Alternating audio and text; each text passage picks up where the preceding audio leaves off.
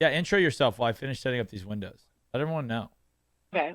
Well, typically I don't do any guest stuff unless like the person inviting me on intros me, but I guess this one time I'll do Oh, it. should I? Um, Is that what's no, I'm just polite? Is no, that it's a what's joke. polite? No, no, no. Uh, my name is Shayla Perez. I have been in youth ministry. Well, I've technically been in ministry since I was born because I'm a third generation pastor's kid. So my grandfather was a preacher, my dad's a preacher, I'm a preacher. Um, and I just fell in love with youth ministry because that's where I fell in love with Jesus at a young age, like growing up in church. And 17, I started preaching. 20, became the youth pastor, and then I was there for several years. So yeah, at my dad's church, and then moved to Vegas for me and my husband to do ministry out here. We were in youth, doing youth ministry out here in Vegas now. So yeah, fun stuff, fun times in youth ministry.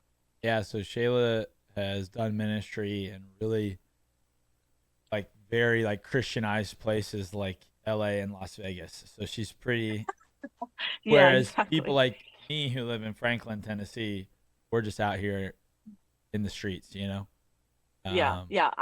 I'm the youth pastor who always like despised youth pastors like John, who's like, yeah, like what we got to figure out this month is what to do with all this money, like for youth ministry.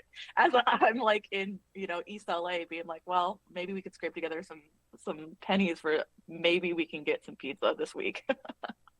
I love that. Keep putting your questions in chat and if you're watching this back, drop some questions here on YouTube or wherever you're seeing it. I think you'll really only see it on my YouTube. Okay, so um, let's get into it. First question from Masher Mike 17. Are there any general assumptions about Gen Z and Alpha that you are finding to not be true? I feel like a lot of talk about how they aren't hard workers, but low key are out here grinding. You can go first, Shayla. Yeah, that's true. That there's, but that's I feel like that's not just specifically Gen Z. I think that's every generation assumes like the younger people are lazy.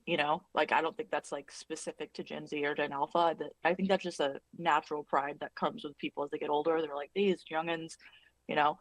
But I think there are some specifics to Gen Z, and I think when we look at the specifics around Gen Z or Gen Alpha, it's going to come with the fact that they're the first generation of young people that, from the time that they, hit puberty, they have a computer in their pocket. So I think some of the assumptions are more around that. That's specific to them. They are just on their phone all day. They don't really care. And some of those assumptions are true. Some of those are like are reality. Um, but I think the assumption is like they don't want real connections with people, because they're like on their phone all the time, and it's kind of that's just a disconnect between the older generation and the younger. And it's like, no, you don't understand. We're looking for those real connections. Actually, they're looking for those real connections online. You don't think they're real connections because like you just talk to your cousin on Facebook every other month. So to you, that doesn't feel like a real connection. But actually, young people, they do want those real connections and they're trying to find them online.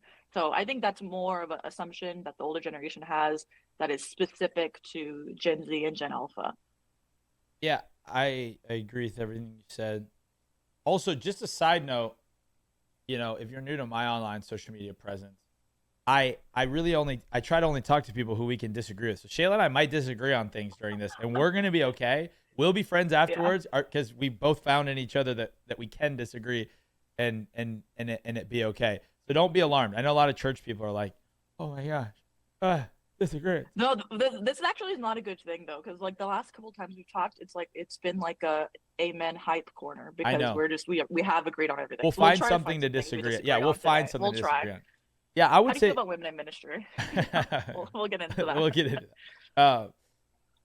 I would say when it comes to work ethic with Gen Z, I think a lot of the critique about them being lazy is really because they're not willing to go through the organizational loopholes that like every other previous generation has had to go through. Every other generation is like, hey, you worked at this job for 5 years, then you get this amount of money and benefits. Then you work there for 10 years, and then you get a pension, and then you die, and the company owns you. And I think a lot of Gen Z are like, why though? and I think it's valid. And I think the Fair. bad form comes in when Gen Z is not willing to work a job for more than a year and like is flighty, and it's like, yes, like Sure. no, you need to work at a job for like a year or two. Like just do the work, right? Like you're not Mr. Beast, like at least not yet. So do the work. And guess what? By the way, Gen Z, Mr. Beast is an incredibly hard worker. So do the work, right? He's created value. But then on the flip side, I think they're also pushing back against cultural norms, saying like, hey, like how come church? I need to work at a church for 5 years for free, and and you don't really want me to have side jobs like as much, or like why though? You know, Yeah. or why company? Like why though? So I think Gen Z, like I think there definitely is laziness, just like there isn't any young people. But I think Sure. the generational laziness that they're applying to it is just because I think Gen Z's just pushing back against a lot of the norms of like workplace culture. Like, so you need me to come into an office.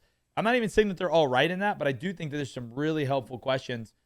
My advice to churches or organizations who have a hard time attracting or maintaining Gen Z employees is, how long are you going to like blame them for being bad without you looking inward and saying like, hey, what do we need to do differently?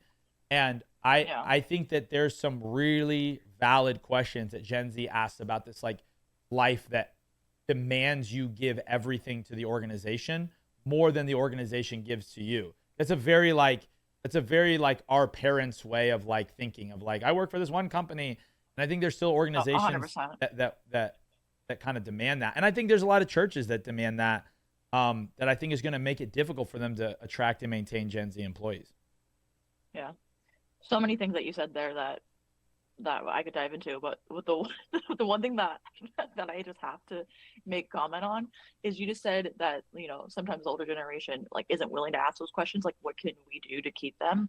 You know, who's actually heading that up really well, like challenging older people to like ask why you can't keep Gen Z. It's Carrie Newhoff. My best Like friend. your best friend, I'm not kidding. Like he puts out content that challenges his generation and says maybe stop blaming them and ask yourself, why does no one want to stay here? And he's the first person in his generation that I've actually heard make content about that. Yeah. No, he did. So And you know I've commented on that with him. Like yeah. yeah, he talks about like pay scale at churches and all of that Oh yeah. stuff.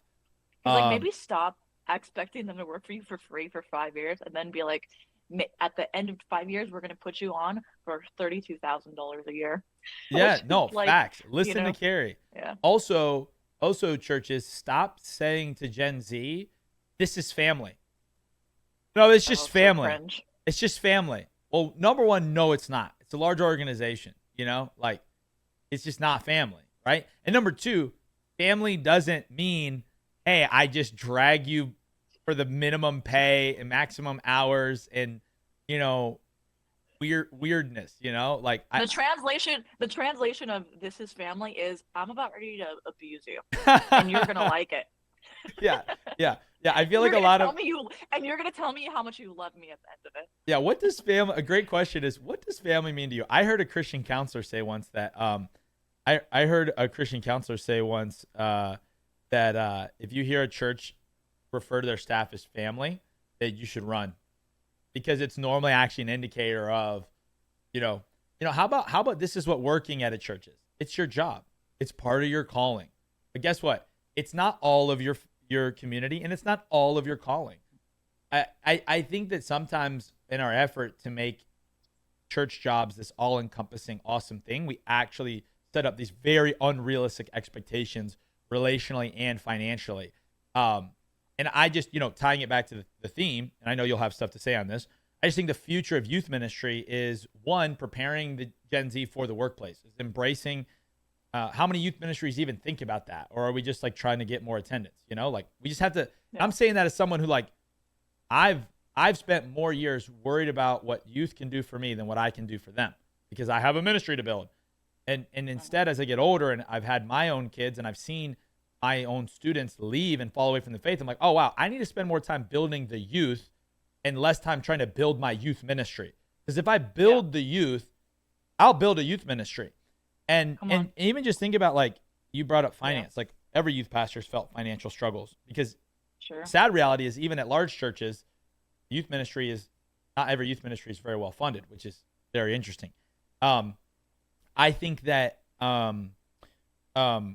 think solving financial problems is, what if you were raising up generational wealth through your youth ministry, and what if you actually trained your your students to one day be great employees, and oh, guess what? That 23-year-old's making real money. That 30-year-old's Yeah. making real money, and what you actually have a donor base, kind of like how a college does. So I just wanted to Yeah. stop so that you could talk.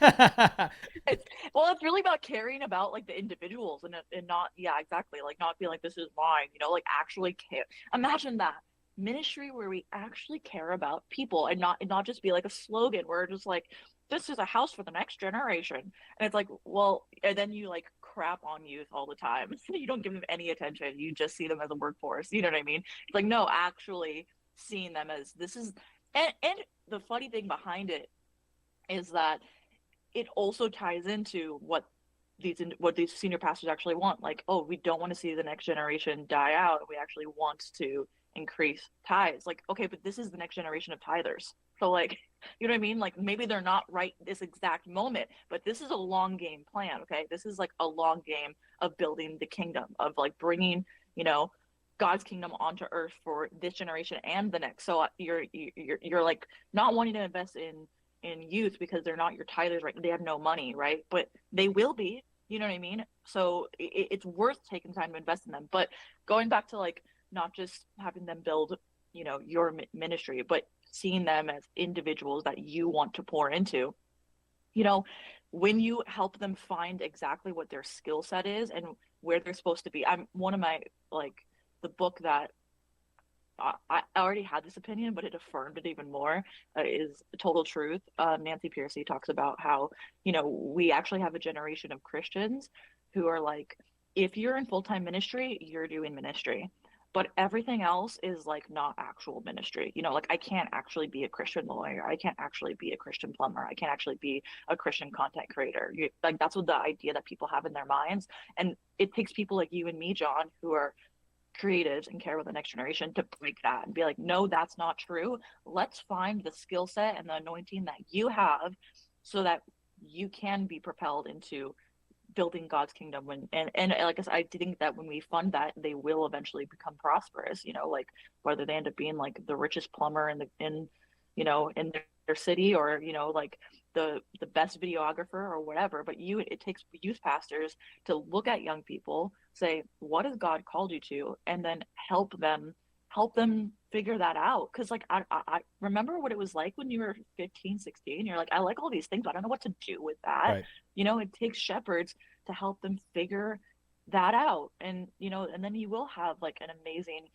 young adult group of people who will be prosperous. But it takes people like you and me to not just when they turn 18 put them in a 2-year free internship and then make them feel like a failure when they're 21 years old, and they're like, oh, like, well, I've been in ministry for 2 years in this internship, but now I'm going to be a loser and go out into the world and not build ministry. It's like we got to break that. It's like, no, no, no, actually you weren't just in ministry when you were an intern.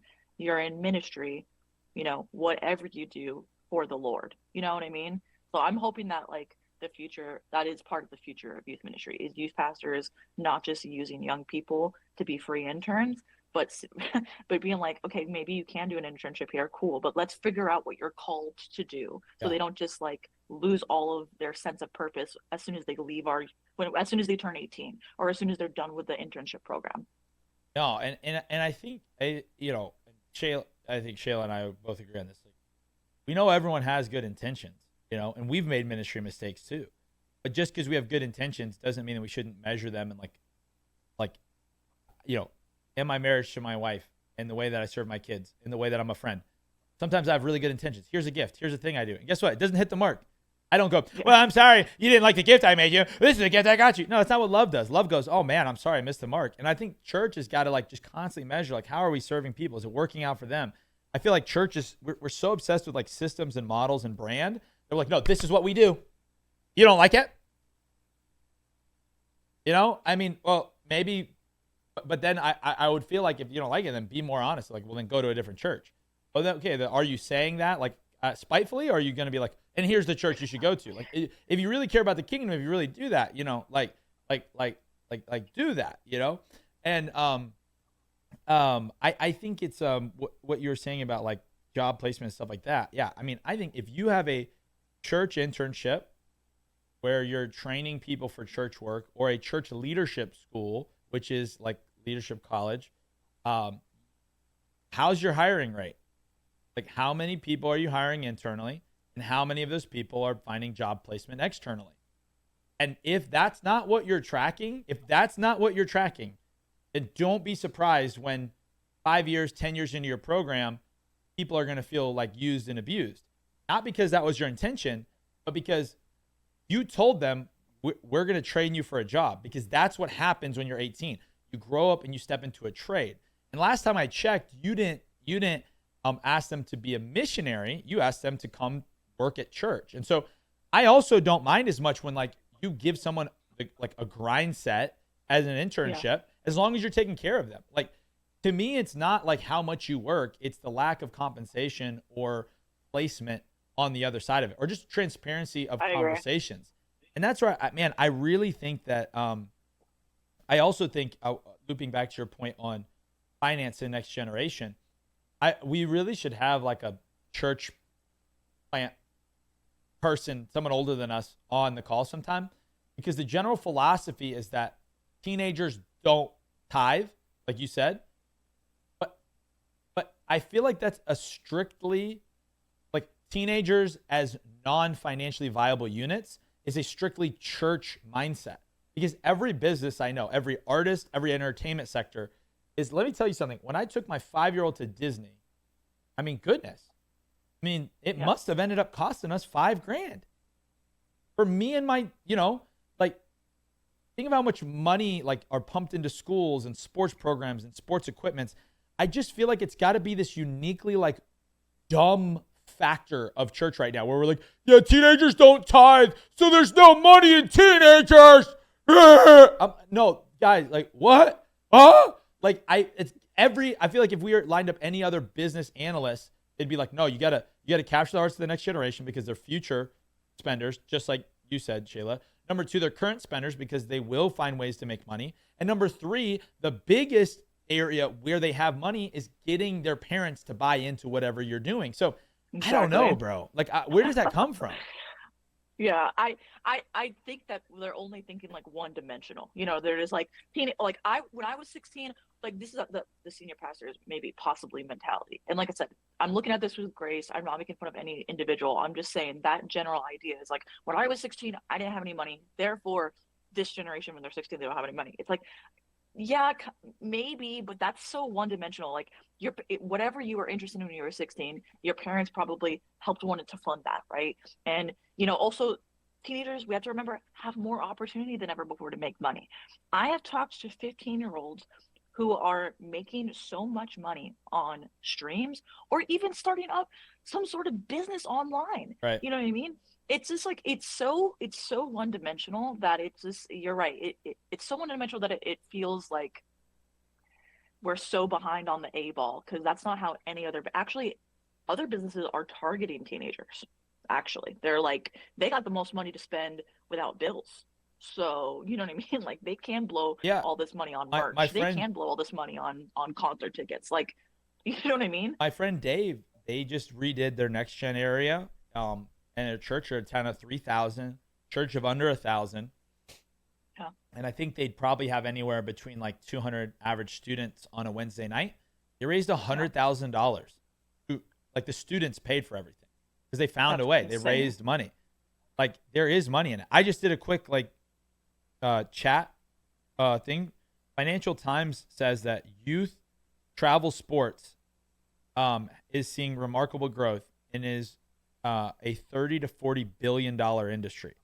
This is largely due to tournaments organized by entities such as AAU and Little League Baseball, which attract significant numbers of participants and spectators nationwide. And so I think you're right. Yeah. Even a very practical question would be, pastor who you didn't have money when you were 16, traveling sports wasn't a thing then. Neither was YouTube. Neither was TikTok Shop. Right? Like, don't you feel like, I think you're so right, 100%. Shayla. Like, they didn't have money. But why are you making decisions for today's 16-year-olds based off of what I'm just so curious. We got to get a church growth person in here, Shayla, to tell us. Yeah, I agree. I'm sure they've tried to do the numbers. I'm sure there's some formula that's like X amount, but I'm just like, I think the future of youth ministry is that youth actually are one of the major funding like mechanisms of the church. Yeah. Everyone that I know, that's a big statement. So many of the people I know and have already met here living in Franklin are making the decisions on where they go to church based off of where their Yeah. kids want to go to church. I was so Yeah. Well, that's been true for like when it comes to kids ministry, but you know what I mean? Like I think that parents are going to start making that. I've talked to dozens and dozens of parents who are saying like, yeah, I just want to find a church where my kids not only find community, but are actually learning what it means to be a Christian, you know? And I hate that that's something that is hard for people to find. Like that that actually makes me angry. You know what I mean? Like, why is it that we're living in America and it is hard for you to find a youth ministry where your kids are, actually growing spiritually, or they're actually being pastored and like shepherded and discipled, and they have this like spiritual formation process? Like, that actually makes me angry that you've gone to, I'm talking to parents, right? right. Who said, yeah, I've taken my kid to like so many youth ministries, and it seems like all of them, like, it's fun for them, but I don't know how much they're growing spiritually. And I'm like, that makes me angry, because that shouldn't be something that parents have to go to a million churches to find. That should be something that I want. My hope and my prayer is that there will be a day when parents can feel pretty confident walking into any church in America, being like, yeah, yeah, I know that spiritual formation is important for my teenager and not just pizza parties. Like that's what I 100%. would like. And this segues into a second question. Why do you think that students leave church after graduating high school and entering college? And I think that it's because of what Shayla just said, is that we are not preparing them with the end in mind. We are preparing them with like now. I'm telling you, I think the greatest problem with youth ministry in America is that we care more about the youth ministry than we care about the youth in the ministry. And I'm not saying you don't care about youth. I'm just saying, Yeah. where does the energy go? Where does the priority go? Because it's like once someone graduates, what resources, what tracking, what do we do for them? How do we follow it? We don't. I think the future of youth ministry in America, which also, by the way, is the future of the church, is raising up Daniels and Esthers, not just creating crowds. Daniel, who was set apart in exile in Babylon, who they Yeah. were like, yo, this dude's different.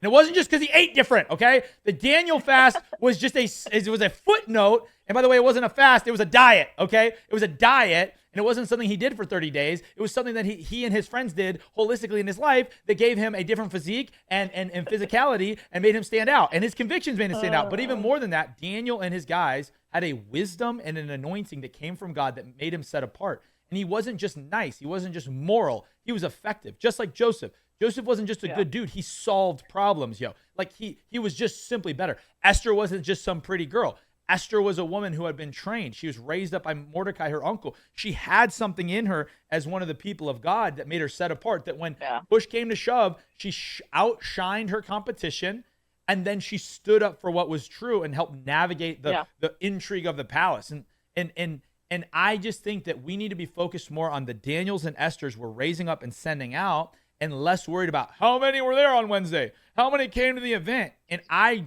just believe in my heart, I've been talking about on social media ad nauseum, that strong evangelism movements will follow when we actually return Yeah.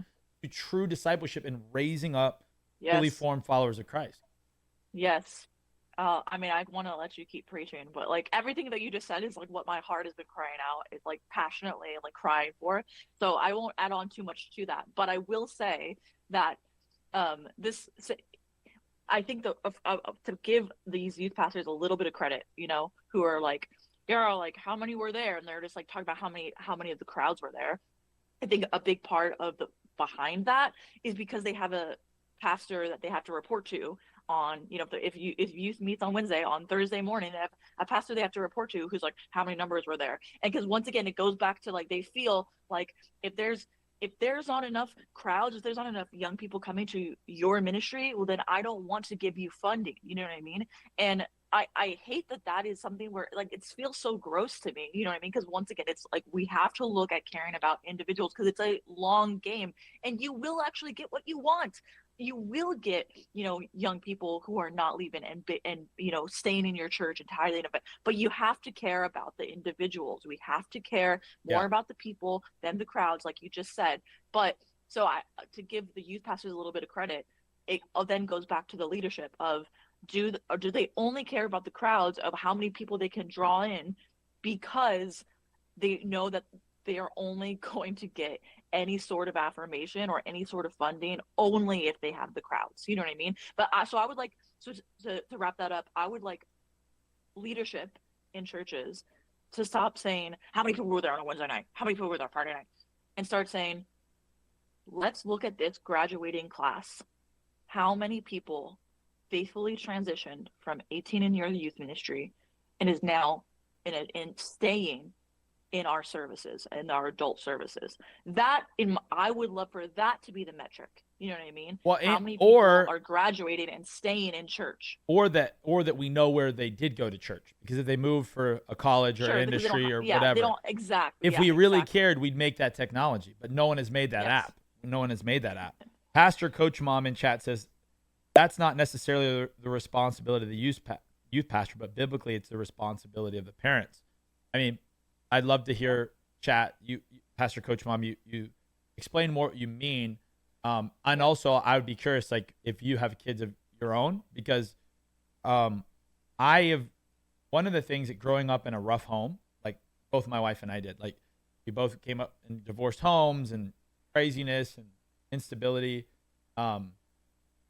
I assumed when I started out in youth ministry that youth ministry is only for kids like me. That youth ministry was only needed for kids who didn't have good parents at home. But I was literally at coffee with one this morning, a kid who, we actually, yeah, best Christian parents in the world, financially stable, loves Jesus, just the best parents I know. They're fun with their kids, everything. They're like, man, yeah, I just can't get through to my son. I need another voice. I think that Yeah. I've just never not seen that Yeah. parents in the adolescent years don't also need other voices pouring into their kids. And it might not be the responsibility of the youth pastors more than the parents, but I Sure. don't think but I don't think that it's not I don't think that I don't think it's primarily on the youth pastor, but to say that like it's not It's on the only the youth role. pastor is, yeah, I think youth ministries have got to focus more on partnering with parents in Yeah. shaping Daniels and Esther's.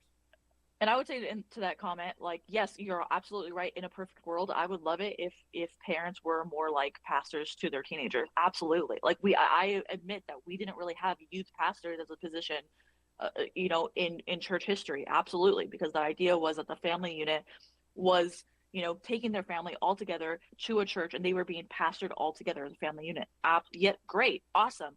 That's not where we are at today, unfortunately.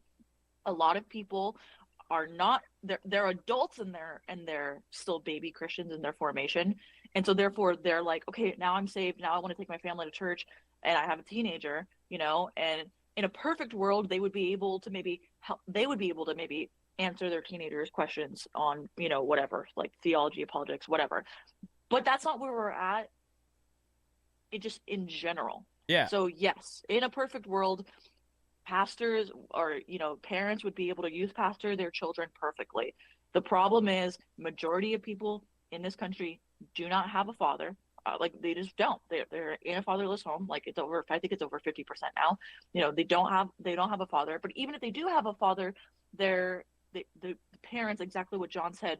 They're like, yeah, like I don't really know how to connect with my teenager, and that's just part of being a teenager. Like you don't want to talk to your mom and dad about like how you're struggling of watching, wait, I don't know what I could say on here, struggling of watching corn. I'll use my TikTok language. yeah, yeah, yeah. Like I don't want to talk about that with my dad. You know what I mean? So that's not a perfect world scenario. That's just like a normal part of being a human in the 21st century where we have access to that stuff. Like, you know what I mean? Yeah. So I just don't think that we can look at history on this one and be like, that's not how it used to be. We have to be like, okay, what would be best to serve this generation? And I think Totally. youth pastors are part of that equation. yeah, and the family structure that was present in the Hebrew culture is not present today, you know. But even like in the rabbinical structure, um, there's clearly like the idea that you would have other spiritual guides in addition to your parents. Like not every parent was a rabbi, you know. Yeah. It is funny. I'm so based like homeschool mom. Like you and I, like you've been in youth ministry since high school. Me too. You homeschool your kids. We do too. So we're a lot alike. I'm so based on the whole like parents need to like be better at pastoring their kids. The future of the youth ministry partners with parents. I've said this before. The future of the youth ministry not only has a middle school team and staff and pastor, a high school team and staff and pastor, but they also have a parent, staff, and pastor. Like I think we've got to start hiring and giving resource to people to resource parents, bridge the gap, help with all that, raise them up. Yeah. But Absolutely. yeah, so I agree with that. But it is very interesting how very Protestant of an idea that is though, because like the Catholic Church and like the Orthodox Church like has always been built on like, hey, parents are not like you would in Acts, you would not have been like, hey, I'm the pastor of this house. Technically, you know, you would have been like, well, Peter, like the Apostle Peter. Again, I'm not trying to get into that whole side thing, but I do think it's interesting that even when we dig up like the early ecclesiologies, like yes, parents are responsible for their kids, but the idea that like parents are the pastors of their home is a very Protestant idea. I feel like, you know, would you agree? I don't know, to me, Yeah, or are you yeah, talking to the yeah, chat yeah. now? Sorry. Yeah. Yeah. Yes. Yes, I do agree.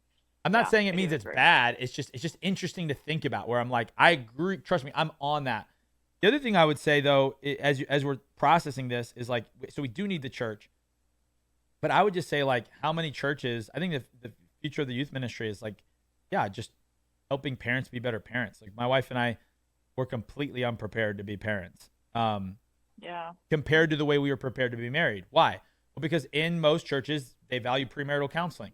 Yeah, I was gonna say premarital counseling. So we were ready. We were as ready as we could be. And guess what? We didn't have a terrible first year of marriage. Guess what? We're about to hit 10 years. Guess what? We're good. You know, like Yeah. it's good. It's all gonna be okay.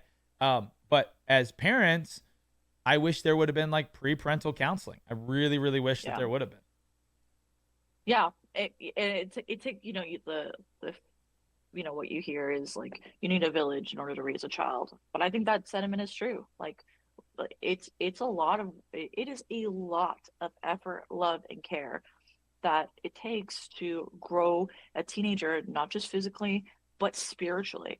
And so I want to advocate for parents having as many resources as possible to help that process, including youth pastors. And it's not us against the parents, like John just said. It's we want to empower the parents. We want to work with the parents. We want to equip the parents. I want to serve parents. Like that's what I want. I want to. I think of the mom who comes to me like in tears, like I'm so scared about my 14-year-old, like he just is so, like he's just becoming a different person, and like just like experiencing what it's like to see as a parent, to see someone go from a child to an adult. Like it's just a scary process to watch as a parent, and I want to be the person to come alongside that mom and be like, it's going to be okay. Like this is actually a beautiful season of their life where they are coming into themselves, and you're not doing this alone. And let me tell you why. That's what I want to be to parents, is someone who is serving parents and giving them reassurance that they don't have to do it on their own. I'm Yeah. not trying to replace them. Asher Mike said, on our early rant, said, hold on, go there. What are some early indicators of those Daniels and Esters? Well, I mean, again, I'm more using that as a biblical framework for us to fall in love with the greatness God has put inside of the individuals in our ministry over the vision of the ministry. And so I yes, like biblically and just as we see in life, I do think people have different levels of callings and giftedness, right? But I'm saying find the Daniel. I would say focus on the Daniels and Esther's, meaning make your ministry win based off of the greatness you're developing in the individuals, Yeah. not just what you guys are doing corporately, Because, oh, dude, we did a dancing trend video and it hit 200K videos. No one's going to care 5 years from now. Our conference had 500 people. Yeah. No one's going to care. What will stand the test of time is did you help form fully devoted followers of Christ? And I think the future of youth ministry is not based on the quantity of people that attend our youth ministries, but it's going to be determined by the quality of people that we send out from our youth ministries. And Yeah. I bring up Daniel and Esther um, to again, I've never heard that said. I've never even said it before. So shout out Holy Spirit. I'm gonna write something on that Yeah. probably. But to help give some language and vision around like what the biblical case to like help develop the greatness in the individuals. Like youth ministry has got to be more about Samuel's finding David's, than Yeah. like Naomi's guiding Ruth's, than it is just like, yeah, we got crowds, like we did it, Yeah. and that's what I mean.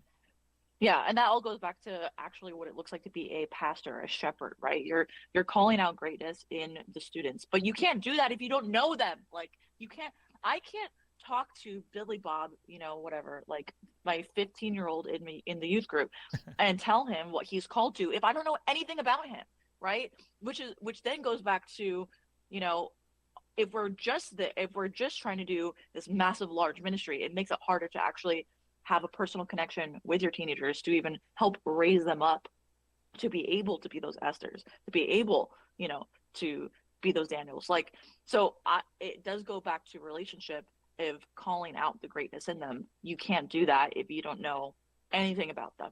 I want to be able to hang out with, a girl. I'm thinking of a girl right now, named Kai. I'm thinking of Kai, and I'm thinking about like it's so obvious to me that she is she's just got this like attractive personality where you could tell that she should she should do counseling with people. Like she's so like it's easy to talk to her, it's easy for to want to open up to her, and she's like 15 and she has this like natural attractiveness where you feel comfortable talking to her. And I want to tell her that. I want to tell her like, hey, I just met you and you are so easy to talk to. Like, what do you want to do? Like in the long run, like, have you ever thought about? Like, I just want to start to pull out the gifts that God has put in her as an individual, so that she can start thinking.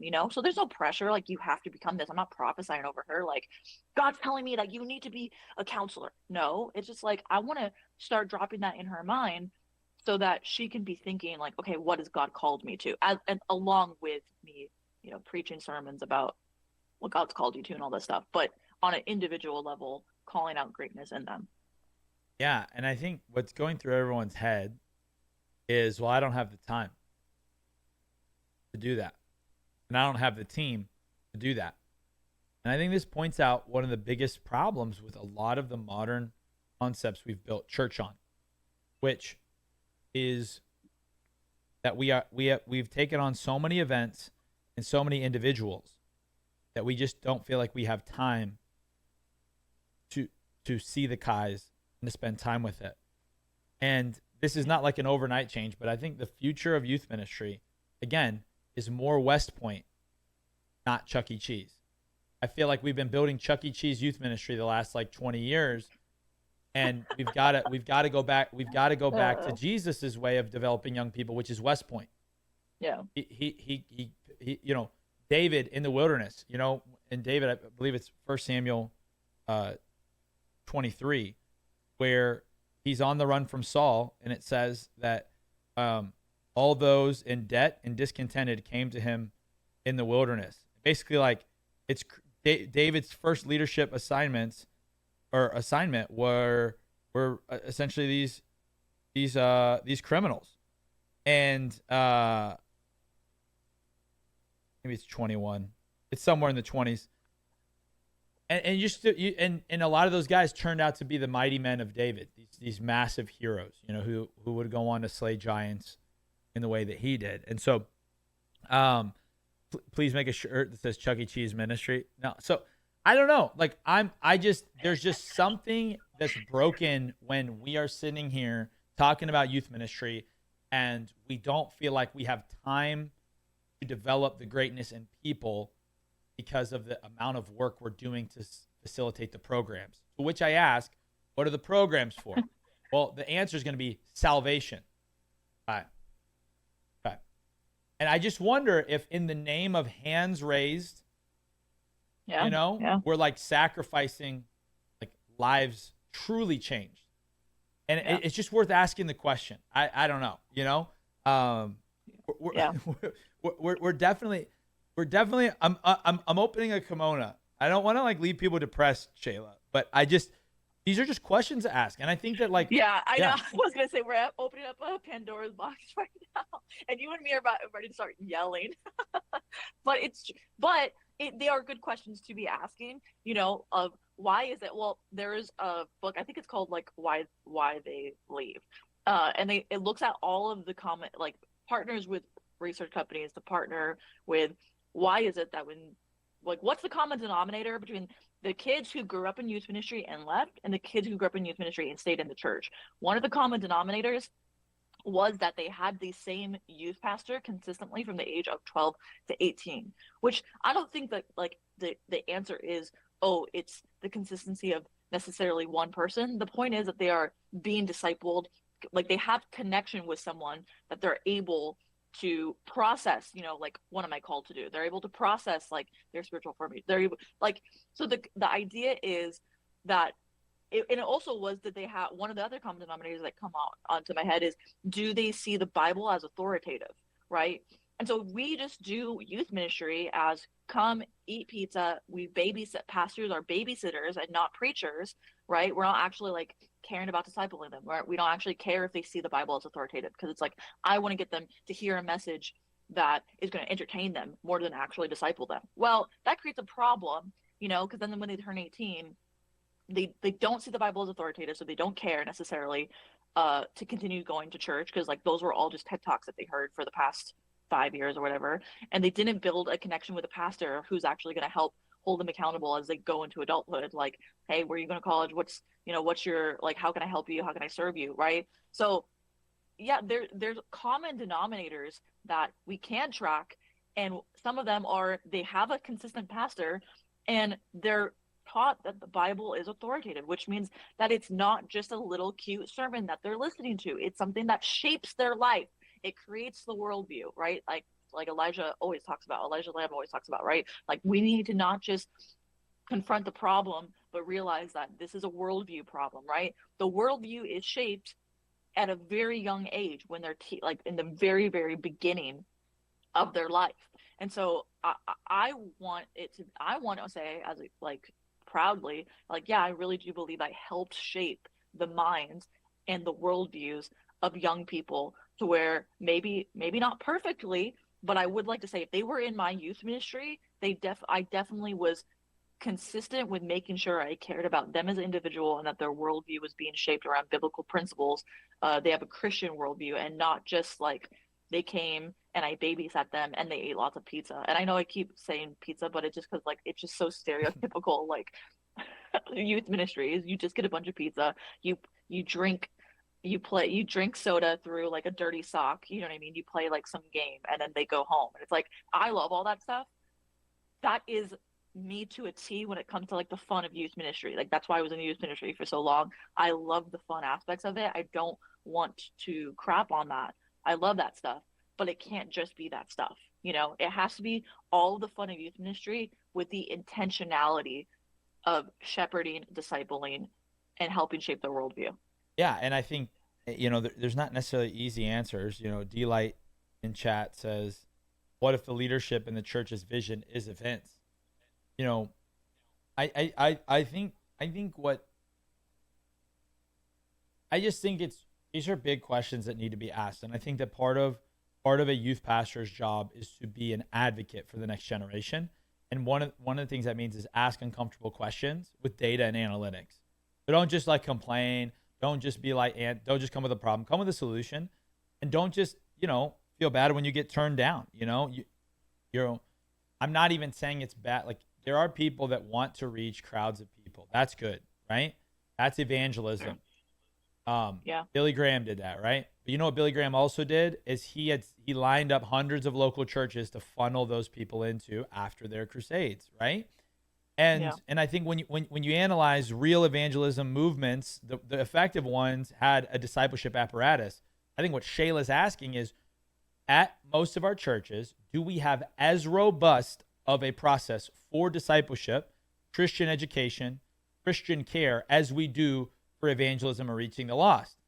And I don't doubt that most churches have the intention for discipleship, but the reality is, if we were to audit and analyze the time, the money, the energy, the talk, I think evangelism wins time after time in the church in America out of really good intentions. But we're essentially like bringing people in just for them to leave on the back end. Someone says Cara Powell has presented research that college has less to do with people leaving their faith than other factors. Usually people come alongside them with previous generations who stay connected.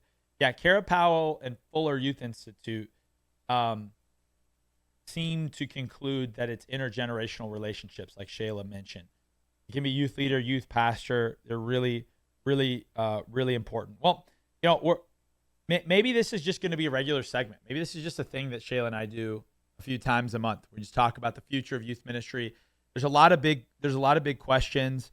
Man, I'm having a hard time even getting all of them in chat. I see all of you guys, college semesters, pastor, coach, mom, teach them to ask the Holy Spirit, what is God plan for their life? Slade had said earlier, things I've noticed having grown up in the church is back in the day, there was a divide between kids who grew up in church and the kids who you see that just stumble into church, and the bad youth kids that parents tend to say, stay away from them. Yeah, I mean, there definitely needs to be in a church. These would be my closing statements for this stream and this YouTube video. But we'll be back, and you guys can continue the conversation. Shayla and I by no means think that we are experts or that we're going to solve this in one day. We just want to start good conversations. We want to come alongside churches and pastors and youth pastors and parents and asking these questions, and we genuinely do, unironically, celebrate people like Carrie Newhoff, Cara Powell, who, even if we don't agree with them on everything, who are people who are asking really good questions, But yeah, my closing statements would just be, obviously, we need both an evangelism strategy for kids who are far from God and a discipleship strategy. Here's the number one sin in ministry today is the myth of multitasking. Andy Stanley, I don't mean to name him. People like Andy Stanley, business people, told us that we can do everything at once. Kill the programs, shut down Sunday schools, no more Wednesday night prayer, less.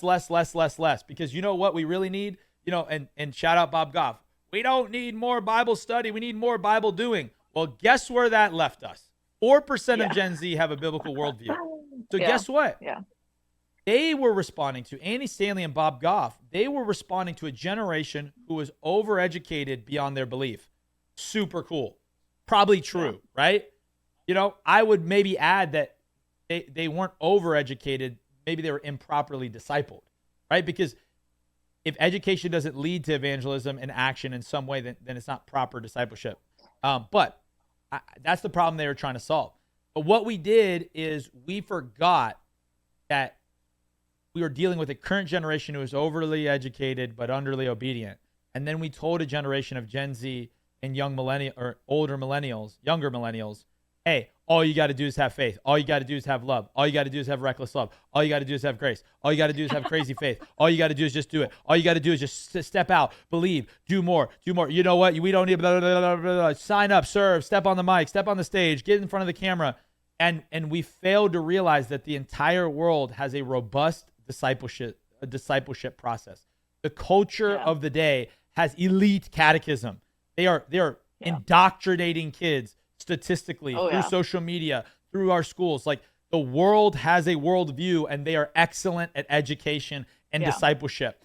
And we need to do both. So my closing statement is the future of youth ministry has radically designed strategies for both reaching those who are far from God and making sure that those who have come to faith or who have been raised in Christian homes are being catechized, discipled, raised up. We do need both, because I would also argue that Chuck E. Cheese youth ministry is also very ineffective at reaching the lost comparatively.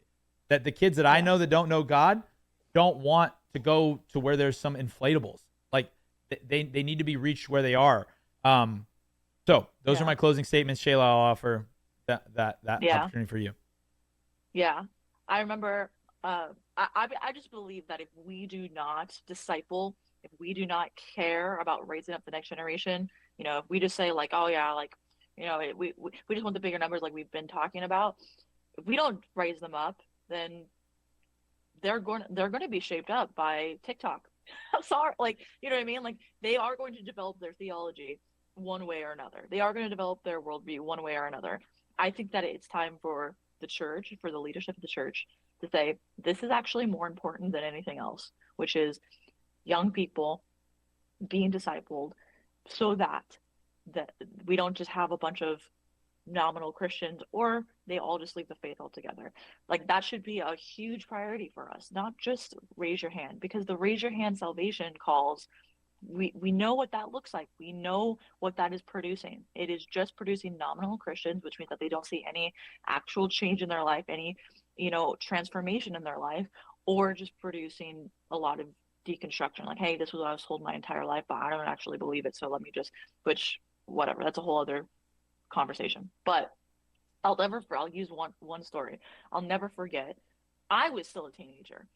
I was 17 years old, and I went to, I don't know if you remember, John, Acquire the Fire. Do you remember his Oh, dude, we got. Are we the same? I feel like we're like this. We're the same person. Oh Okay. my gosh, keep going. But So yes, of my course I my do. so I was still in youth ministry, like as a teenager, and I went to an Acquire the Fire event in Anaheim, and I'll never forget it. I was there, and they do these like skits that are supposed to have like messages in them, and they're always really like, I remember thinking as a teenager, like, these are awesome, so they must have been cool, because when I was 16 I thought they were cool. So they would always do these like skits that had like a deeper message, and one of the skits that they had was like this teenager who was like watching corn on his phone or like on his computer or whatever. And we left that event, and a mom, like, she's a very typical, like very stereotypical, like, blonde white lady, like, of like a homeschool mom. She is fuming mad, like she's like raging, and she like has her son, like she's holding her 13-year-old son's hand like he's a little boy, and she throws him in the car, and she's like, we're not coming back tomorrow. I remember when God, I guess he was like adopted, so she's like, I remember when I adopted my son, God told me that he's supposed to be sanctified, that he's supposed to be set apart, that he doesn't need to be exposed to this stuff. And she's talking about how Acquire the Fire just mentioned uh, the massive problem that is pornography. Um, and she was so upset that this Christian ministry would talk about these subjects to her 13-year-old son. And I remember being 17 and just being like, he's already watching porn. Oh Like, I yeah. promise you. Like, I promise you. But now you've terrified him to where he will never want to talk about that around you. Never want to talk about that probably with his father. Never, he will not feel like he can ever have that conversation with anyone, because you have convinced yourself, as the homeschool mom that you are, that I can just put my son in this bubble and nothing will ever affect him, if I just keep him in this bubble. But the problem is that he's going to turn 18 one day, and he won't have that protection one day, you know? So the best thing that we can do as youth ministers and youth pastors, I mean, even at 17, like I said, I had this realization what a stupid idea that was. But now, as I've come into it, as my frontal lobe has developed, I'm like, oh, I believe that even more. Um, because, like, it takes us to realize culture is going to disciple them, so we might as well try to beat it to the punch as much as possible, right? We might as well realize, okay, we're not getting rid of the problems within culture, so let's make sure we care about them, to pull greatness out of them, to help disciple them, to help them in their spiritual formation. Because, you know culture's not going to, the sin problem isn't going away, so let's just make sure that we care enough about them to teach them how to deal with this fallen world, living as a Christ follower in this fallen world. That is what Esther did. That is what Daniel did. They're not like, I need to ostracize myself, from the world. It's like, no, I actually need to do what God's called me to do in this fallen world. So that's my heart for the future of youth ministry, is that we're training young people what it looks like to be a strong soldier for Christ, a strong disciple for Christ in this fallen world. And we're taking the time to realize that that's probably the most important thing that we can do. Yeah, chat says bubble kids break the hardest. I don't know a That's single so bubble sad. kid who is still Christian from my youth group. So good. I mean, AJ Jordan, I see you in chat. This is really good stuff. The hard part is I'm having is connecting and making it stick with high school students. People always criticize me, Shayla, when I have these conversations that I'm like talking about the problem without the solution. But I made a YouTube video to respond to that because one of the things is I don't want to do is pretend that I know the exact answer for how your church should implement this because I'm not your pastor. I'm not you. No. I think what Shayla and I are talking about is resetting the focus of youth ministry, which is away from Yeah. crowds and back to the individual, and is Yeah. is asking the question: do we have as robust of discipleship processes as we do our evangelistic events? Do we put as much or more? Maybe you can make the biblical case that more into those who are Christian as those who are not.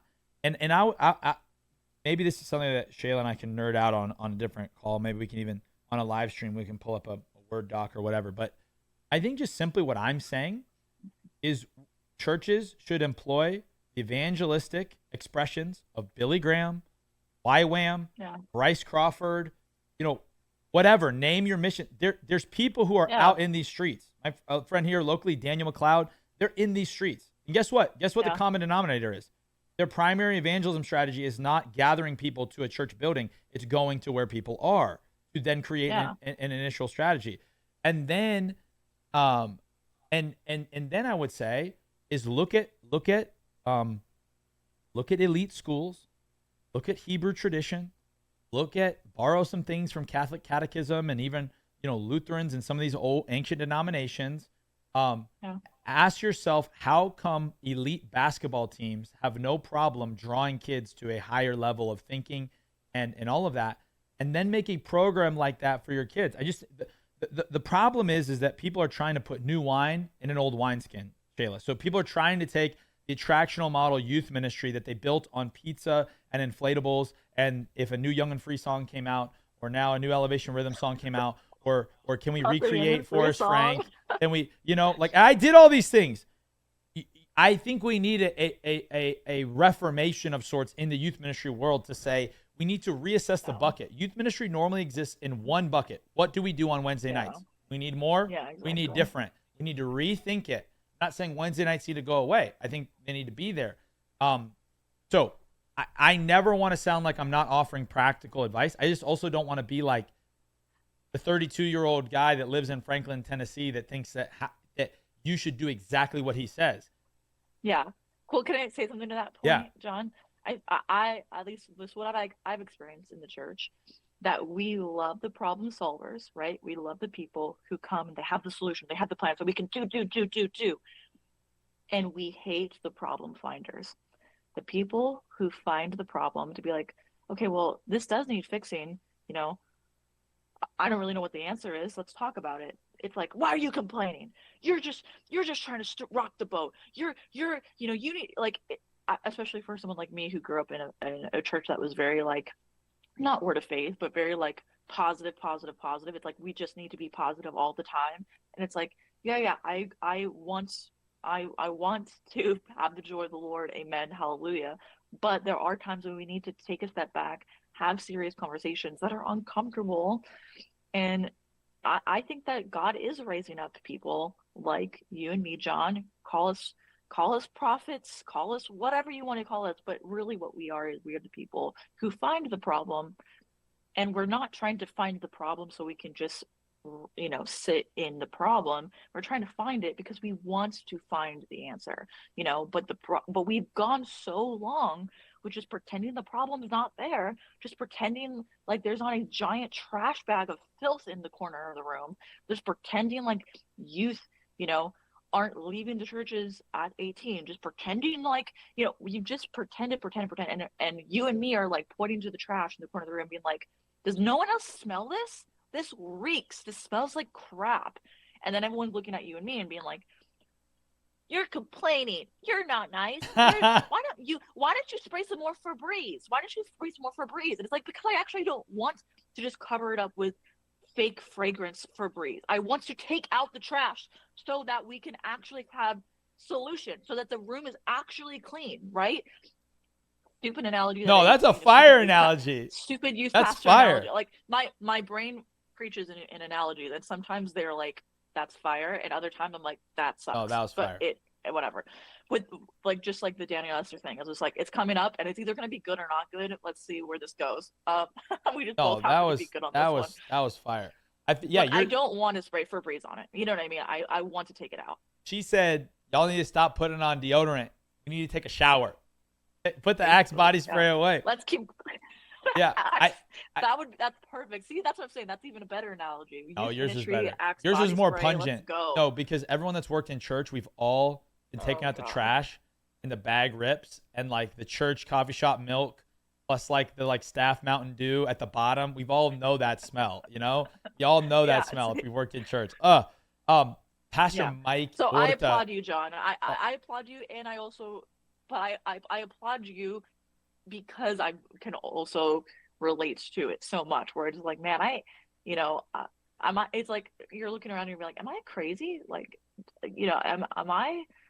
I don't want to be this complainer. You know what I mean? I'm not trying to be judgmental. I'm not trying to be negative, but I just care so much about the bride. I care so much about the next generation. I care so much that it's hard not to get passionate about it, and it's hard to want to just not address these problems, you know? So I understand that, like, sometimes we get a bad rap of like, you're just complaining, but my heart, and I believe your heart too, John, is I just want to see true discipleship. I just want to see true revival, not crowd revival, like revival in the hearts of young people where they're like, I want to know Jesus on a deeper level, you know? That's what my heart is burning for. yeah, amen. Yeah, and Yeah. Pastor Mike Orta is a great senior pastor, church planner in the chat. You know, he's talking about pastors returning back to being pastors. And I Yeah. think this is what you know, Acts gives us. I talk about this all the time. In when they called up the deacons in early Acts, literally the apostles said, we don't do this. We are not going to feed the widows. So that pushes back a little bit against some of the granola like house church vibes where I'm like, no, Sure. there are still order and rules and positions, you know? Like, Yeah, of course. and Yeah.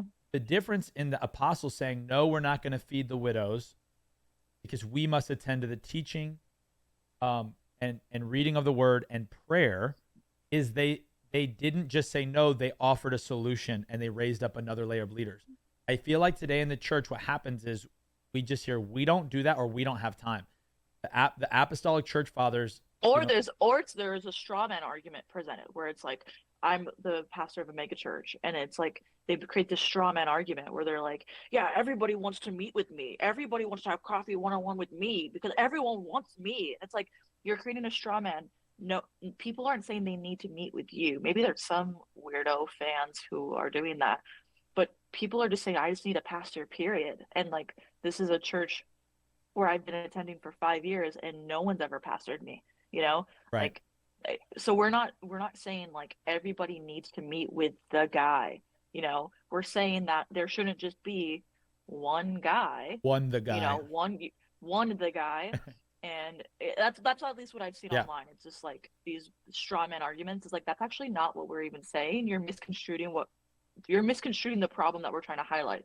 The problem is that people aren't being pastored, period. Sorry to interrupt you. I know you're going to go on to early church history, but no, no, like no. I I wanted to love it. add that point in there too. Like it's a lot of times straw man of like what we're even saying. Yeah, and then it's like I just hate being treated like a celebrity. Why do you act like one then? Yeah, why are you yelling at your intern that your coffee is lukewarm? You know what I mean? Like Yeah, or because like he was like, why don't like I even think and this is me punching above my weight. But I just even think like this idea of like, well, I'm busy prepping the sermon. I have to preach 45 times a year. Who said that? I wonder if a good question is if your amount of preaching creates a celebrity culture in your church or creates an unbearable burden of sermon prep for you or whatever, then maybe you shouldn't preach it as often. Maybe you need a preaching team. Like, I don't know. It's just a thought of just like some of these. I love that. Like some of these straw man arguments are like, okay, but where does it say it has to do that? Like, the whole idea of like the preacher, preach growth, churches grow because of a consistent preacher. Well, where did that come from? Well, that's like 25 years old. And like, do we still love the data presented with? Is that still, do we believe in that? Is that like a 500-year tested like idea of like what grows a church? Or is that just what helped some of the churches grow initially in the boom of the attractional era? Yeah. Sure. Yeah, exactly. Yeah, exactly. And how's that turning out for us today? Yeah, dog. If your preaching takes you away from being the pastor, maybe you're not the pastor. I don't know. Like, I'm not saying you're not a pastor, but I'm just like, either No, you add more you to are a your pastor, team, yeah. add more to your pastoral team, or add more to your preaching team. I just think the whole idea of like, we just can't. Again, we're offering easy sounding solutions to difficult topics for pastors and churches that we love so much. It's just on some level, exactly what Shayla said. We're just trying to ask questions because we love people, and we're all just, yeah, love it. Okay, we'll be back. We'll be back. The Shayla and John show. Maybe this is a thing. I think this is fun.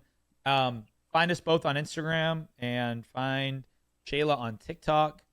Join my youth pastor channel. I should make you a poster in that, Shayla, so you can just drop all the stuff you're thinking about I in love there. that. I And yeah, go ahead.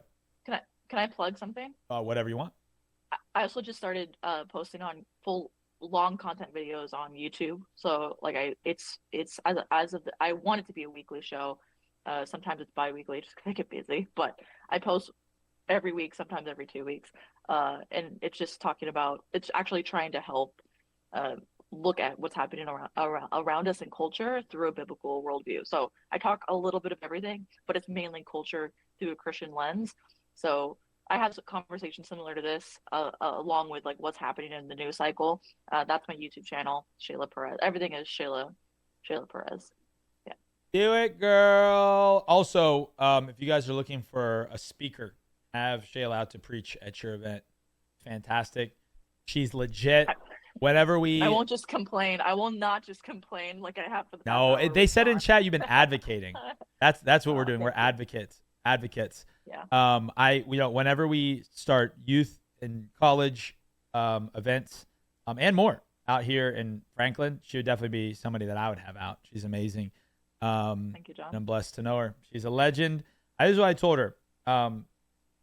Because this is just true. I'm not this first Shayla asked me if I was a flatterer. She's like, "Are you just saying this?" I'm like, I feel like anyone who knows me, I do have to clarify that sometimes to some people. And I'm like, I'm really not.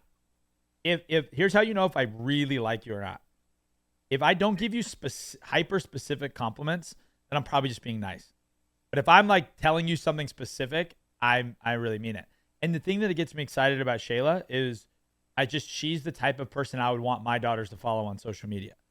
And like, no. And so that like, it's just fun doing ministry and making content with people like that. So, hey, shout out Ty. Hey, so someone in my chat just got engaged. Shout out Ty. Engagement. Congrats on your engagement to Melanie. Congrats. Shout out Ty. Okay, everyone, we're gonna end the stream here. YouTube, thank you so much. This probably will end up on my YouTube. So if you're watching it on my YouTube, like, comment, subscribe. Make sure to do the same for Shayla. We'll see you later, YouTube.